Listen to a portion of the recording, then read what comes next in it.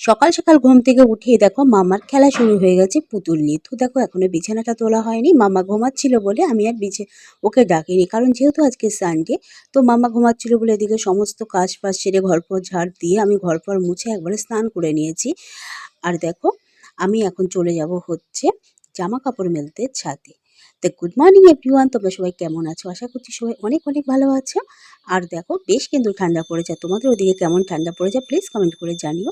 তো দেখো এই জামা কাপড়গুলো কিন্তু আমি কালকেই মেলেছিলাম, তোমাদের দাদাভাইকে বলেছিলাম যে এগুলো ছাদে দিয়ে আসতে। তোমাদের দাদাভাই বলছে যে আমি এখন বাইরে রাখছি সবগুলো, তুমি যখন ছাদে যাবে তখন এগুলো নিয়ে যাবে। তো সকালবেলা ঘুম থেকে উঠে ঘরপর ঝাড় দিয়ে মুছে টুছে এক বালতির মতন জামা কাপড় ছিল, সেগুলো কেচে আমি রেখেছি। তো স্নান করে এসে আমি এগুলো এখন সব ছাদে যাচ্ছি মেলতে, সঙ্গে তো মাম্মা আছেই। তো দেখো এখন ঝটপট উঠে আছি ছাদে। কি বলতো, নিচে যদি মেলি না দুদিন লাগে শুকাতে, আর ছাদে মেললে একদিনেই মোটামুটি শুকিয়ে যায়।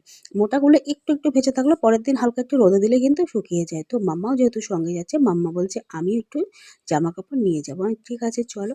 তো ছাদে দেখো চলে এসেছি, আর ছাদে কি বলতো সারাটা দিন রৌদ্র লাগে।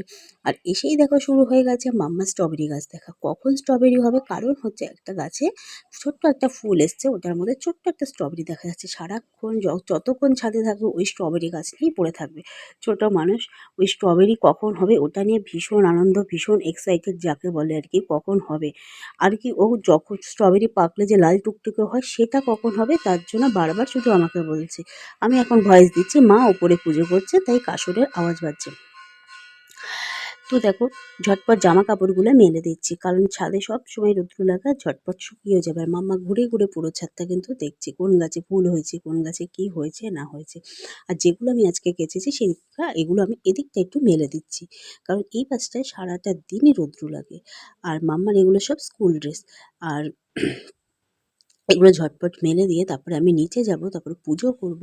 তারপর আজকে আবার নাচের স্কুল আছে, যেহেতু সানডে 9টা থেকে আর কি নাচের ক্লাস আছে। তো বাজে হচ্ছে এখন 8:45 মতন। তারপর এগুলো করে দিয়ে কিন্তু আমি এখনও ভাত বসাইনি। তো ভাত বসাবো, তারপরে মাম্মাকে খাইয়ে নিয়ে তারপরে যাব নাচের স্কুলে, কারণ আস্তে আস্তে মোটামুটি 2 ঘন্টা টাইম লাগবে। কারণ হচ্ছে আজকে যেহেতু নাচের স্কুল আছে, নাচের স্কুলে আজকে অনেকক্ষণই, কারণ হচ্ছে কত্থক হবে, তারপরে হচ্ছে রেগুলার যে ডান্সগুলো প্র্যাকটিস করা হয় সেগুলোও হবে।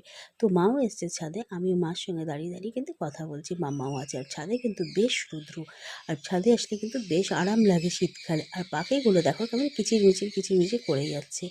আর আমাদের বাড়ির চারিপাশে কিন্তু প্রচুর গাছ। আর হনুমানের জন্য নিচে লাগালে ছাগলের জন্য কিছুই রাখা যায় না। তো মাও এসছে, মাম্মা আর কি ওর আম্মাকে বলছে দেখো আম্মা কি সুন্দর বড় বড় ফুল হয়েছে। তোর আম্মা বলছে কি হ্যাঁ। তো ওর আম্মা এসছে আর কি ঠাকুরের ফুল তুলতে। তো মা বলছে আমি ফুলটা তুলে রাখি। আমি বলছি ঠিক আছে। তো দেখো আমার তো জামা কাপড় মেলা শেষ। তো মা ফুল কিন্তু নিয়ে মা বলছে যে এগুলো নিচে লাগালে, মাটিতে লাগালে কিন্তু খুব ভালো হতো। আর আমার ছাদে দেখো আমি ভাবতেই পারিনি 1 মাসের মধ্যে এই লেবু গাছটাতে যে ফুল চলে আসবে। আমি তো দেখে অবাক হয়ে গেছি, ছাদে এসে দেখছি 4টে ফুল হয়েছে, আর ছোটো ছোটো দুটো লেবু তো আগে থেকেই ছিল। আর দেখো আমার দেখে ভীষণই আনন্দ হলো। মা বলছে দেখ লেবু গাছে কিন্তু ফুল চলে এসছে, এই লেবুটা কিন্তু সারা বছরই হয়। তো দেখো 4টে ফুল এসছে, আমি ভীষণ খুশি। 1 মাসের মধ্যে যে লেবু গাছে ফুল আসবে সত্যি আমি অবাক হয়ে গেছি। এটা একটা সবেদা গাছ। মাম্মা তো দেখে ভীষণই খুশি। আর এই কাঁঠাল গাছে একটা না মুচি এসছে কাঁঠাল হবে বলে। তো মা বলছে দেখ কাঁঠালে কিন্তু মুচি চলে এসছে। আমি বলছি হ্যাঁ গো মুচি চলে এসছে। তারপরে কাঁঠাল গাছটারও কিন্তু অনেক দাম নিয়েছে। আর স্ট্রবেরি গাছগুলোকে দেখো আমি এইভাবে লাগিয়েছি, তোমরা প্লিজ কমেন্ট করে জানিও আমার এইভাবে গাছটা লাগানো তো ঠিক হয়েছে কিনা, না কীভাবে লাগাবো। কি বলো তো অনেকে খড় বিছিয়ে দেয়, আমার তো খড় নেই, তার জন্য আমি নারকেলের ছোবড়া বিছিয়ে দিয়েছি। তো ঠিকঠাক হয়েছে কি না প্লিজ তোমরা কমেন্ট করে জানিও। আর এখানে দেখো আমার আগ গাছগুলো কিন্তু বেঁচে গেছে। এটা একটা মুসম্বি গাছ। তো মুসম্বি গাছটা না খুব একটা কি বলবো, এখন একটা নতুন পাতা ছাড়েনি, 1 মাসের ওপর হয়ে গেল। জানি না গাছটা ঠিকঠাক হবে কি না। পাতিলেবুও লাগিয়েছি, এটা হচ্ছে আগ গাছ। তো রাস্তার পাশে আগ জমি দেখতে পেয়েছিল তোমাদের দাদাভাই, ওখান থেকে দুটো চারা তুলে এনে লাগিয়েছে। তোমাদের দাদা আমি দুজনে মিলেই লাগিয়েছি। আর মাম্মা এসে শুধু গাছগুলো দেখছে, মাম্মা শুধু বলছে কবে ফুল আসবে, কবে লেবু ধরবে, ভীষণ আনন্দ আর কি। তো প্যারা গাছে দেখলাম একটা নতুন ডাল বেরিয়েছে, আমার তো দেখে ভীষণই খুশি।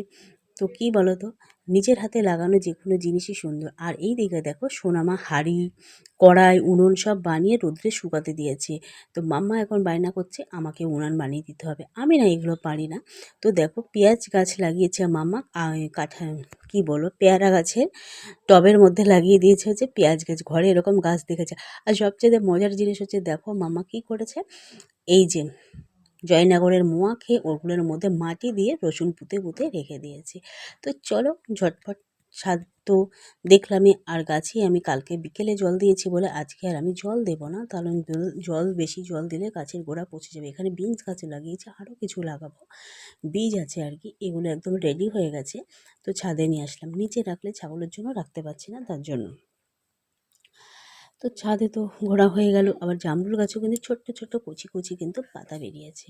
আর মাম্মা বলছে কবে জামরুল হবে, বলছে এটা কী গাছ, যে এটা আম গাছ।